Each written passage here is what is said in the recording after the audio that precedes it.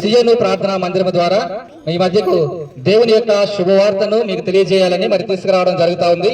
కాబట్టి ఈ మాటలు వినవలసిందిగా ప్రభు పేరిట మనవి చేస్తా ఉంటా ఉన్నాం. 2025 సంవత్సరాల క్రితము దేవాతి దేవుడు రాజులకు రాజు ప్రభువులకు ప్రభు అయిన ఆయన మరి లోక రక్షకుడిగా ఈ భూమి మీదకి దిగి వచ్చిన దినాన్ని పురస్కరించుకొని అనగా దేవుడిగా ఉంటున్న ఆయన నరరూపిగా మానవుడిగా ఈ లోకములోకి వచ్చిన దినాన్ని పురస్కరించుకొని ఆయన జన్మదినాన్ని పురస్కరించుకొని మరి మీ మధ్యకు ఈ దినాన రావడం జరుగుతా ఉంది. ఎంతో శుభవార్త, ఎంతో గొప్ప వార్త ఏంటంటే లోక రక్షకుడు మన కొరకు పుట్టి ఉన్నాడు. లోక రక్షకుడు మన కొరకు పుట్టి ఉంటా ఉన్నాడు.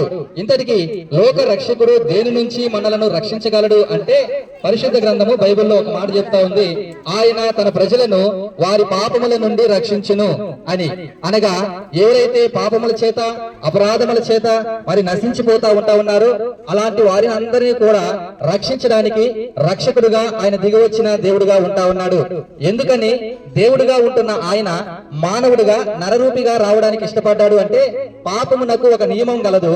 పాపము క్షమించబడాలి అన్నా, పాపము పరిహరించబడాలి అన్నా రక్తము చిందించాలి. ఇది నిజము.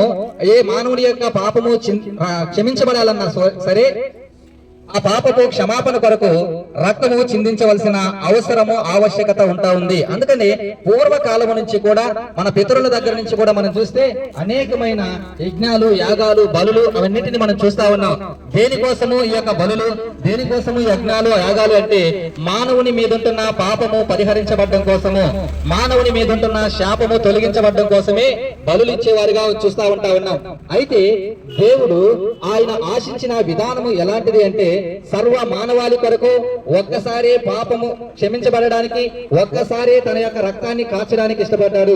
కోడల యొక్క, మేకల యొక్క, పొట్టేల యొక్క రక్తము ద్వారా కాదు గాని పరిశుద్ధమైన రక్తము ద్వారా మన పాపములకు ప్రాయశ్చిత్తము చేయడానికి, తన రక్తము ద్వారా మన పాపములకు ప్రాయశ్చిత్తం చేయడానికి ఆయన దిగి వచ్చిన దేవుడుగా ఉంటా ఉన్నాడు.